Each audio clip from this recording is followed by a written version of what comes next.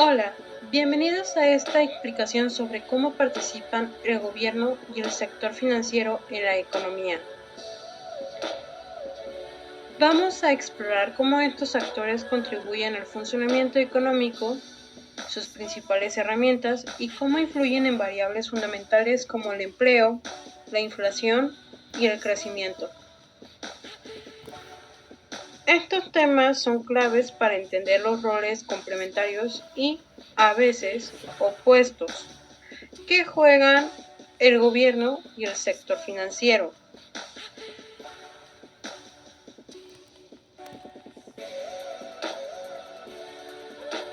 Las imperfecciones del mercado. Comencemos con las imperfecciones del mercado. En teoría, los mercados buscan el equilibrio, donde la oferta y la demanda se igualan, generando precios justos y asignación óptima de recursos. Sin embargo, en la práctica, existen muchas fallas o imperfecciones en el mercado que impiden que esto ocurra de manera eficiente. Por ejemplo, los monopolios y oligopolios concentran poder en unas pocas empresas, lo que puede llevar a precios más altos y menor innovación. Otra imperfección es la presencia de externalidades, como la contaminación, donde los costos o beneficios de una actividad no se reflejan en el precio del mercado y afectan a terceros. Además, tenemos la asimetría de información, donde una de las partes en una transacción tiene más información que la otra, como en el caso de los servicios médicos y los seguros. Estas imperfecciones justifican la intervención del gobierno para corregir o compensar estos fallos mediante regulaciones, impuestos o subsidios y políticas que buscan equilibrar las condiciones del mercado.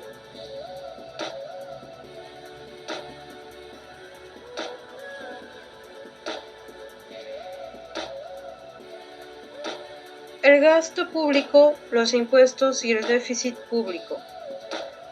El gobierno tiene dos herramientas principales para influir en la economía: el gasto público y los impuestos. A través de este gasto público, el gobierno invierte en áreas como infraestructura, educación, salud y programas de bienestar social, lo que impulsa el crecimiento de la demanda agregada. Estos gastos también pueden tener un efecto multiplicador en la economía al crear empleos y fomentar el consumo. Sin embargo, cuando el gasto público supera los ingresos fiscales obtenidos a través de impuestos, se genera un déficit público. Este déficit suele financiarse con deuda, lo cual tiene efectos a corto y largo plazo. A corto plazo, el endeudamiento puede ser una herramienta útil para impulsar la economía en tiempos de recesión o crisis. Sin embargo, a largo plazo, un alto nivel de deuda pública puede ser insostenible, ya que los intereses de la deuda aumentan y limitan el presupuesto disponible para otros gastos. Aquí es donde entra en juego la política fiscal, que busca equilibrar el gasto y los ingresos del gobierno para evitar déficits persistentes.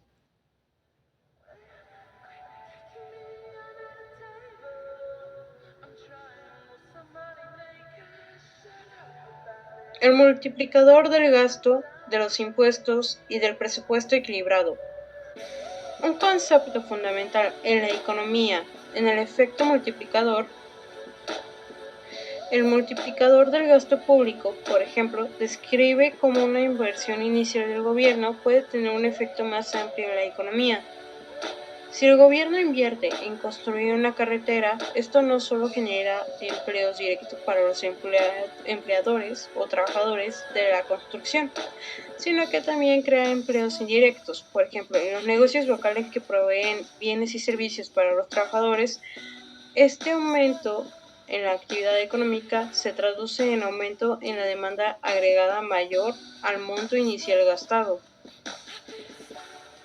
Por otro lado, este multiplicador de impuestos que opera de forma inversa. Cuando el gobierno reduce los impuestos, las personas tienen más ingresos disponibles, lo cual estimula el consumo y la inversión. Sin embargo, el efecto es generalmente menor que el gasto directo, ya que parte de los ingresos extra puede ser ahorrado en lugar de gastarse. Finalmente, tenemos que el multiplicador del presupuesto equilibrado, que sugiere que si el gobierno aumenta el gasto y los impuestos, la misma cantidad, aún así puede haber un efecto positivo en el crecimiento económico. Esto ocurre porque el gasto del gobierno suele tener un impacto directo e inmediato en la economía, mientras que el efecto de los impuestos es más gradual.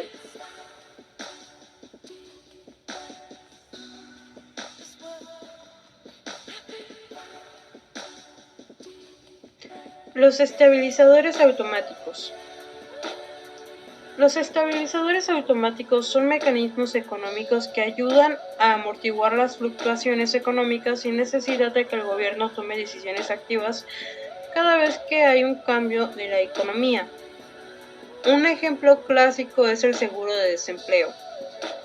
Durante una recesión, cuando muchas personas pierden sus empleos, el gasto de seguros de desempleo aumenta automáticamente, proporcionando una red de apoyo para los afectados y ayudando a sostener la demanda agregada. Otro estabilizador automático es el sistema tributario progresivo, en el que los ingresos fiscales se reducen automáticamente en tiempos de recesión, cuando los ingresos son, lo cual deja más dinero disponible para el consumo.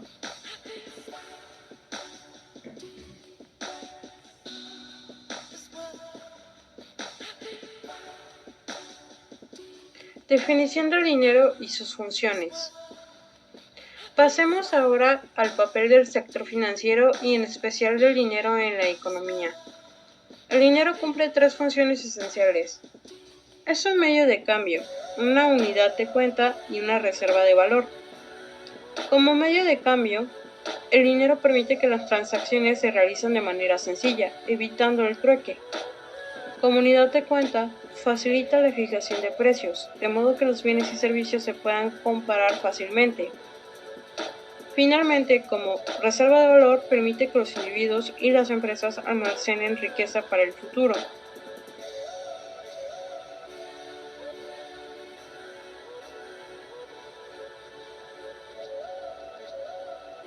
La demanda de dinero y sus determinantes.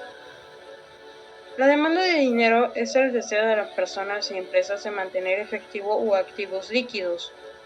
Los principales factores que influyen en esta demanda son la tasa de interés, el nivel de precios y el ingreso. A medida que la tasa de interés sube, las personas prefieren invertir en activos que generen retorno como bonos o acciones, en lugar de mantener efectivo. Sin embargo, cuando el nivel de precios aumenta, se necesita más dinero para las transacciones diarias, lo que incrementa la demanda de dinero.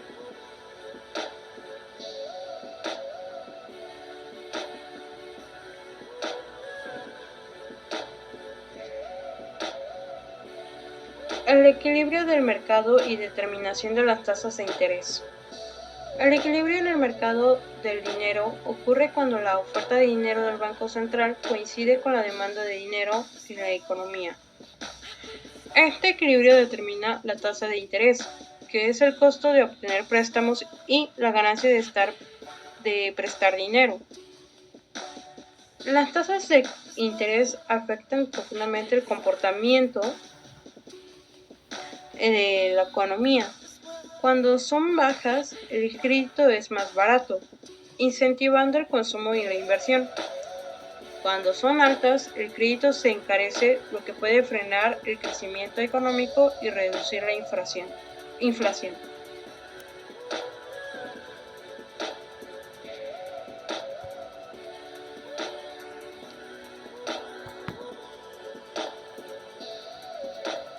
La teoría cuantitativa del dinero establece que el nivel de precios en una economía está directamente relacionado con la cantidad de dinero en circulación.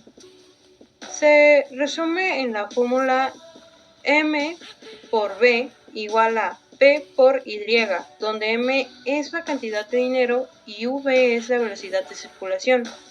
P es el nivel de precios y Y es la producción de bienes y servicios.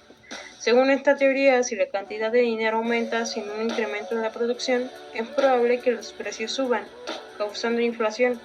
Esta teoría es especialmente relevante para los bancos centrales que deben equilibrar la oferta del dinero para evitar una inflación descontrolada o una recesión. En conclusión, tanto el gobierno como el sector financiero son actores claves en la economía a través de políticas fiscales y monetarias. Buscan estabilizar y estimular la economía, cada uno con herramientas y enfoques diferentes. La comprensión de estas interacciones es fundamental para analizar y participar los ciclos económicos y nos muestra cómo se construye una economía equilibrada y sostenible.